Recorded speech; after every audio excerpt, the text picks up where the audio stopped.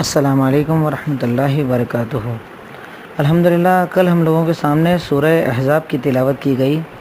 سورہ احزاب میں نے کل جیسا بتایا تھا کہ احزاب کہا جاتا ہے غزوۃ الاحزاب، یعنی جنگ احزاب جنگ خندق کا دوسرا نام ہے، کہ جب مکہ اور سارے جتنے کفار اس وقت زمانے کے تھے سارے جمع ہو کر مسلمانوں پر حملہ کرنے مدینہ آئے تھے، تو اس میں اللہ رب العالمین نے سورت کے اندر کئی احکامات کو بیان کیا ہے، کیونکہ اس وقت پر اللہ تعالیٰ نے کئی حکموں کو نازل کیا تھا، جس میں پہلی چیز جو آج 22ویں پارے میں ہمارے سامنے تلاوت کی گئی، اللہ تعالیٰ ارشاد فرماتا ہے آیت نمبر 32 کے اندر، یا نساء النبی، اے نبی کی بیویوں، یعنی اللہ کے نبی وسلم کی بیویوں سے خطاب کیا جا رہا ہے، تم عام عورتوں کی طرح نہیں ہو، اگر تم اللہ تعالیٰ سے ڈرتی ہو تو تم عام عورتوں کی طرح نہیں ہو، تو تمہارے اوپر احکامات کیا ہے؟ فلا تخضعن بالقول، تم لوگ جب لوگوں سے بات کرو تو باتوں کے اندر بہت زیادہ نرمی والا، یعنی ایسا انداز مت اپناؤ فیطمع الذی فی قلبہ مرض، کہ اگر سامنے بات کرنے والے کے دل کے اندر کوئی برائی ہو تو تمہارے بات چیت کے انداز سے وہ اور زیادہ برائی میں مبتلا ہو جائے۔ یعنی یہ دیکھیے صرف حکم یہ ہے کہ کہا گرچہ اللہ کے نبی کی بیوی کو جا رہا ہے، لیکن یہ کائنات کی ساری عورتوں کے لیے کہ جب کسی مرد یعنی غیر محرم سے اگر بات کرنی ہو تو بات کا انداز ایسا نہیں ہونا چاہیے کہ اس کے دل کے اندر آپ کے لیے کچھ پیدا ہو جائے کہ بڑے ہنس رہی ہیں، بڑے اچھے سے بات کر رہی ہیں، مطلب کچھ ایسا مرامنہ، لیکن اس کا مطلب یہ بھی نہیں ہے کہ تم سختی والے جملے استعمال کرو یا غلط زبان استعمال کرو، ایسا بھی نہیں، وَقُلْنَا قَوْلًا مَعْرُوفًا، بلکہ سیدھی سچی بات کرو۔ اس کے بعد اللہ تعالیٰ حکم دے رہا ہے وَقَرْنَا فِي بُيُوتِكُنَّ وَلَا تَبَرَّجْنَا تَبَرُّجَ الْجَاهِلِيَّةِ الْأُولَىٰ، اور اے اللہ کے نبی صلی اللہ علیہ وسلم کی بیویوں کو اللہ تعالیٰ خطاب کر رہا ہے کہ تم لوگ گھروں کے اندر رہو اور گھروں سے باہر ویسے نہ نکلو جیسے جاہلیت کے اندر عورتیں نکلا کرتی تھیں، یعنی جب گھر سے باہر نکلنا ہو تو پردہ کیا کرو، اپنے آپ کو ڈھانک لیا کرو، اپنے جسم کو سطر کے اندر لے لیا کرو، یعنی آپ کی جو سطر جو حصے جو چھپانے والا جو جسم ہے آپ کا اس کو پورا کا پورا ڈھانک لیا کرو۔ وہ آج عورتوں کے لیے بھی حکم ہے، آج ہم دیکھتے ہیں ہماری بہن بیٹیاں بے پردہ ہو کر بازاروں میں گھومتی ہیں، بے پردہ ہو کر پورے سماج کے اندر شادی بیاہ مارکیٹ ہر جگہ جاتی ہیں۔ اللہ رب العالمین نے اس چیز کو جائز قرار نہیں دیا ہے۔ اس کے بعد اللہ رب العالمین نے اس کے بعد آیت نمبر 36 کے اندر ایک خاص واقعے کے اوپر کچھ آیتوں کو نازل کیا تھا، وما كان لمؤمن ولا مؤمنة اذا قضى الله ورسوله امرا ان يكون لهم الخيرة من امرهم، کہ کسی مومن مرد یا مومنہ عورت کے لیے جائز نہیں کہ جب اللہ اور اس کے رسول ان کے بارے میں کوئی فیصلہ کر دیں تو ان کو کوئی اختیار ہو، یعنی جب اللہ اور اس کے نبی فیصلہ کر دیں تو اس کے بعد آپ کو کوئی اختیار نہیں، یعنی آپ کو ان کی بات ماننی ہے، اور جو اللہ اور اس کے رسول کی نافرمانی کرے گا یقیناً وہ کھلی کھلی گمراہی کے اندر ہے۔ اور اللہ رب العالمین اس کے آگے آیت نمبر 33 کے اندر کہتا ہے وَإِذْ تَقُولُ لِلَّذِي أَنْعَمَ اللَّهُ عَلَيْهِ وَأَنْعَمْتَ عَلَيْهِ، اور جب آپ کہہ رہے تھے اس سے جس پر آپ نے انعام کیا ہے،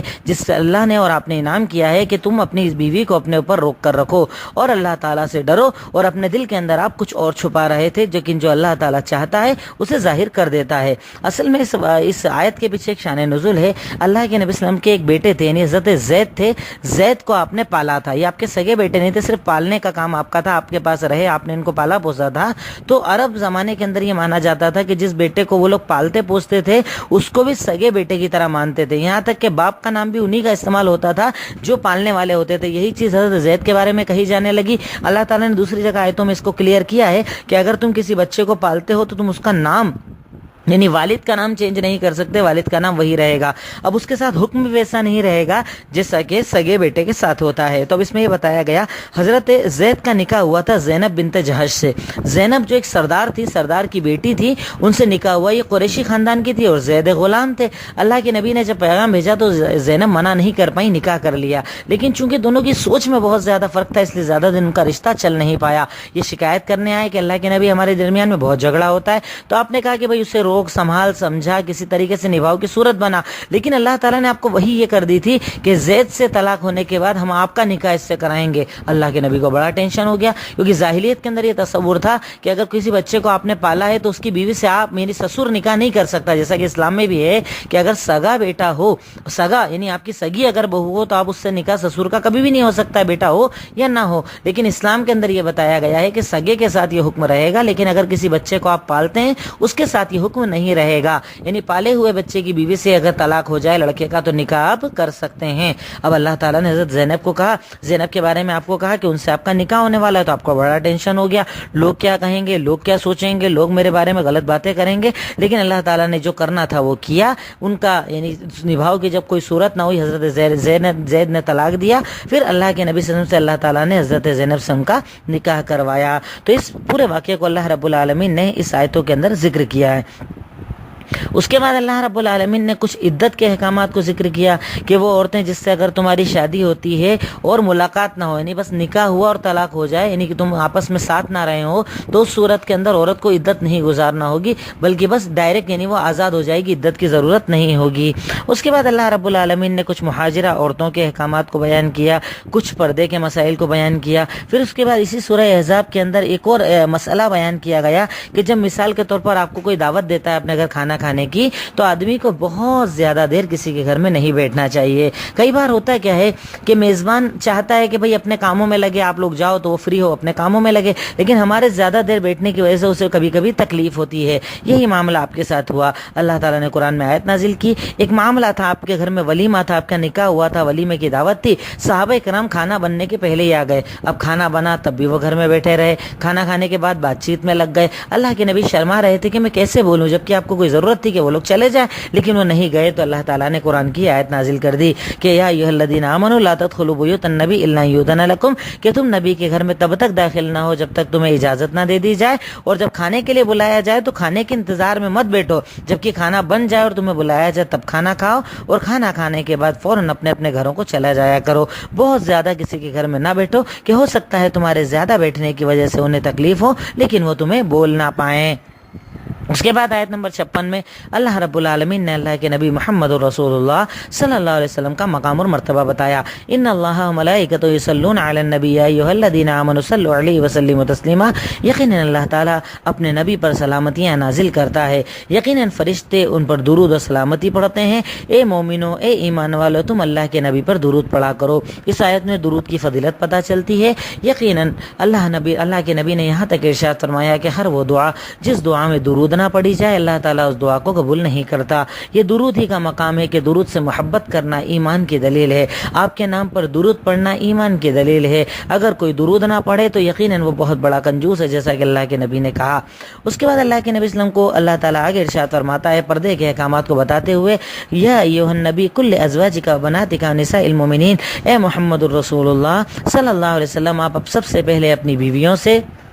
اپنی بیٹیوں سے اور تمام مومنہ عورتوں سے یہ کہہ دیجئے کہ یدنین علیہن من جلابیبہن، کہ وہ اپنے اوپر اپنی چادروں کو ڈال لیا کریں، اس کی وجہ سے انہیں پہچان لیا جائے گا اور انہیں تکلیف نہیں دی جائے گی، اور یقیناً اللہ رب العالمین بہت زیادہ معاف کرنے والا اور رحم کرنے والا ہے۔ اس آیت میں اللہ تعالیٰ نے پردے کے احکامات کو نازل کیا کہ پردہ کرنا ہوگا، پردہ کیجیے۔ اور اس میں بھی دیکھیے اللہ تعالیٰ ایک بڑی پیاری چیز بتا رہا ہے کہ اللہ کے نبی کو سب سے پہلے حکم دیا اپنی بیوی اور اپنی بیٹی کو کہو۔ آج ہمارے یہاں کیا ہوتا ہے، صاحب بڑے دیندار ہیں، زمانے بھر میں دعوت کا کام کرتے ہیں، زمانے بھر کے لوگوں پہ ان کو اعتراض ہے، زمانے بھر کے لوگوں کو دین سکھاتے ہیں، خود کی بیگم بے پردہ، خود کی امی بے پردہ، خود کی بیٹی بے پردہ، خود کے گھر میں فحاشی اور زمانے کو دین سکھانے جاتے ہیں۔ اللہ تعالیٰ اس آیت میں بتا رہا ہے کہ جب اللہ کے نبی کو سب سے پہلے اپنی بیوی اور اپنی بیٹی کو حکم دیا گیا تو پھر ہم کہاں ہیں، ہمیں کیا کرنا چاہیے۔ اس کے بعد آج ہمارے سامنے سورہ سبا تلاوت کی گئی۔ سورہ سبا جس کے اندر قوم سبا کا ذکر ہے، وہی قوم سبا جو حضرت سلیمان کے یعنی زمانے کے اندر بلقیس جہاں سے آئی تھی اس کا ذکر ہے، ان کے اوپر آئے ہوئے عذاب کا ذکر ہے۔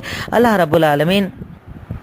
کچھ چیزوں کے ذکر کرنے کے بعد جس میں خاص طور پر اللہ تعالیٰ حضرت سلیمان کا واقعہ ذکر کرتا ہے کہ حضرت سلیمان کو اللہ رب العالمین نے بہت بڑی طاقت دی تھی، قوت دی تھی، اتنی طاقت کہ جیسے کہ حضرت داؤد کے لیے کہ اللہ نے کیا کیا تھا کہ ان لوہے کو ان کے لیے نرم کر دیا تھا، یعنی نرم ہاتھ سے موڑتے تھے اور جو چاہے بنا دیتے تھے۔ اور حضرت سلیمان کو کیا کیا تھا، ہوائیں ان کے حکم سے چلتی تھی۔ اللہ تعالیٰ نے جنات کو ان کے کام پر مقرر کر دیا تھا۔ جنات کا کام کیا تھا کہ جو بول دیں وہ کرو، محل بناؤ، برتن بناؤ، یہ کرو وہ کرو، جو کام اللہ کے نبی حضرت سلیمان بولتے جنات وہ کام کیا کرتے تھے۔ ایک مرتبہ کیا ہوا، حضرت سلیمان نے کہا محل بناؤ، اور وہ ایک لکڑی کا ٹیکا لگا کے کھڑے ہو گئے۔ اب وہ کھڑے ہوئے ہیں، جنات ڈر کے مارے کام کرتے چلے جا رہے ہیں، کرتے چلے جا رہے ہیں، کرتے چلے جا رہے ہیں۔ اسی حالت میں حضرت سلیمان کا انتقال ہو گیا۔ لیکن اب بھائی وہ کھڑے ہوئے دکھ رہے تو جنات ڈر کے مارے کام کرے چلے جا رہے ہیں، کرے چلے جا رہے ہیں۔ اللہ تعالیٰ اس آیت کے اندر سورہ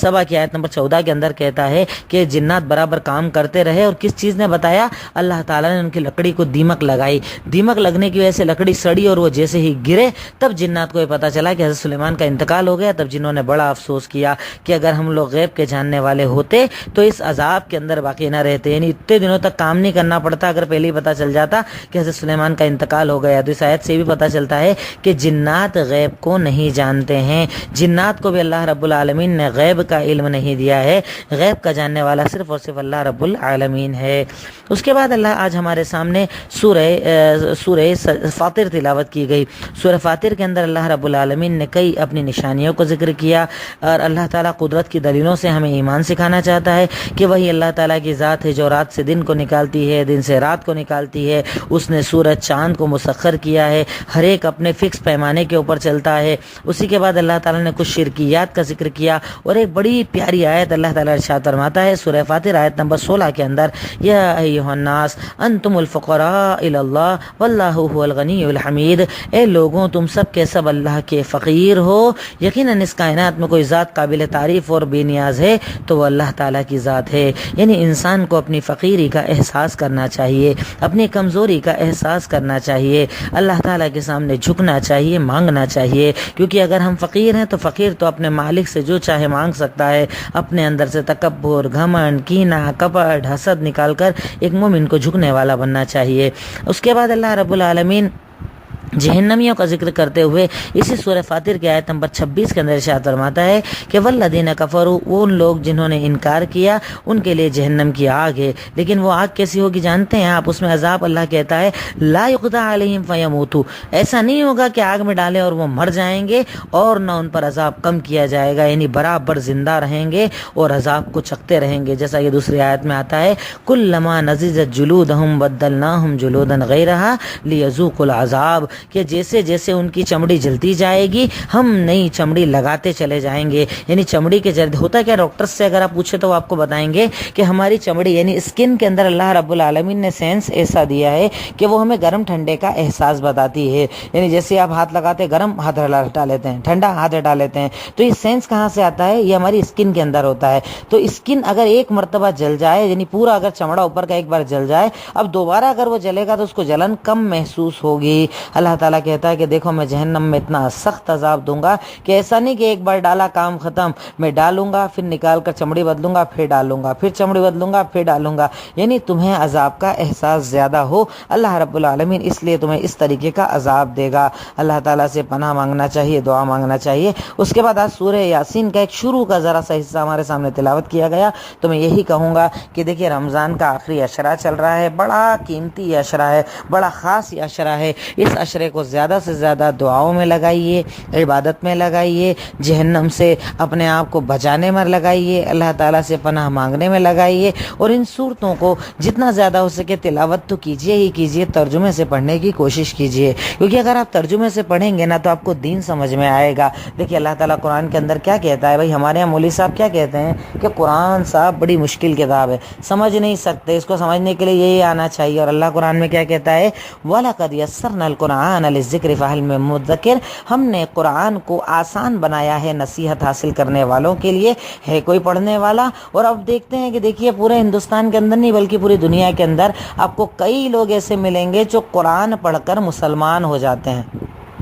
اب اس کو لاجکلی سمجھیے کہ ایک مسلمان ہے جو بچپن سے اس کو الف با تا سا پڑھایا گیا، جمعہ میں اس نے قرآن سنا، تقریر میں اس نے قرآن سنا، گھر میں اماں کو قرآن پڑھتے ہوئے سنا، وہ اس زمانے سے قرآن سے جڑا ہوا ہے، مولانا کہتے ہیں اس کو قرآن سمجھ میں نہیں آئے گا۔ اور ایک غیر مسلم آدمی جس نے کبھی قرآن پڑھا، نہ عربی پڑھی، نہ دین جانا، اچانک کسی نے اس کو انگلش، ہندی، اردو، عربی، مراٹھی میں قرآن دیا، وہ پڑھتا ہے، سمجھ میں آتا ہے اور مسلمان ہو جاتا ہے، تو یقیناً جو اللہ کہتا ہے وہ بات سچی ہے۔ اللہ تعالیٰ کہتا ہے کہ ہم نے قرآن کو آسان بنایا ہے پڑھنے والوں کے لیے، تو یہ قرآن آسان ہے، چاہے کوئی کہتا رہے مشکل ہے، لیکن اللہ نے اگر کہہ دیا کہ یہ آسان ہے تو آسان ہے۔ اور اس کے لیے آپ چاہیں تو سینکڑوں مثال اس دنیا کے اندر اپنے شہر میں دیکھ سکتے ہیں، کئی لوگ آپ کے سامنے ملیں گے جو غیر مسلم صرف قرآن کو پڑھ کر مسلمان ہوئے، تو یقیناً یہ کتاب دل لگانے والی ہے، یہ کتاب پڑھنے والی ہے، اس کتاب سے محبت کیجیے، کیونکہ اس کتاب کی محبت دنیا میں بھی کام آئے گی، آخرت میں بھی کام آئے گی، یہاں تک کہ قبر کے اندر بھی سفارشی بن بن کر آئے گی، میدان محشر میں بھی سفارشی بن کر آئے گی۔ یہی وہ قرآن کہ جس کے ہر حرف پر اللہ تعالیٰ نے 10 نیکیوں کا وعدہ کیا ہے، اور اللہ کے نبی نے کہا وما اقول لکم الف لام میم حرف، میں یہ نہیں کہتا کہ الف لام میم ایک حرف ہے، بلکہ میں کہتا ہوں کہ الف ایک حرف ہے، لام ایک حرف ہے، میم ایک حرف ہے۔ یعنی اگر کسی مومن نے کہا الف لام میم تو اسے 30 نیکی ملی عام دنوں میں، اور رمضان میں جب نیکیاں بڑھتی ہے تو کتنی؟ 300، 3000، جتنی چاہے اللہ تعالیٰ اس کو بڑھاتا چلا جائے گا۔ تو قرآن کی خوب تلاوت کیجئے، قرآن آسان ہے، اس کو سمجھنے کی کوشش کیجئے، قرآن سے دل لگائیے، انشاءاللہ یہ قرآن آپ کو ہدایت کا راستہ دکھائے گا۔ آخر میں اللہ تعالیٰ سے دعا ہے، الہی مولا رب العالمین، اے خالق مالک رحمان رحیم، اے غفور غفار، تو ہم تمام کی جائز تمناؤں کو پورا کر دے، اس قرآن کے پڑھنے سیکھنے سمجھنے کو قبول فرما لے۔ اے اللہ عذاب قبر اور عذاب جہنم سے نجات دے کر ہمیں جنت الفردوس میں جگہ عطا فرما۔ اے اللہ ہم تیرے محتاج، تیرے فقیر ہیں، اپنے ان بندوں پر، ہم فقیروں پر رحم فرما۔ السلام علیکم ورحمۃ اللہ وبرکاتہ۔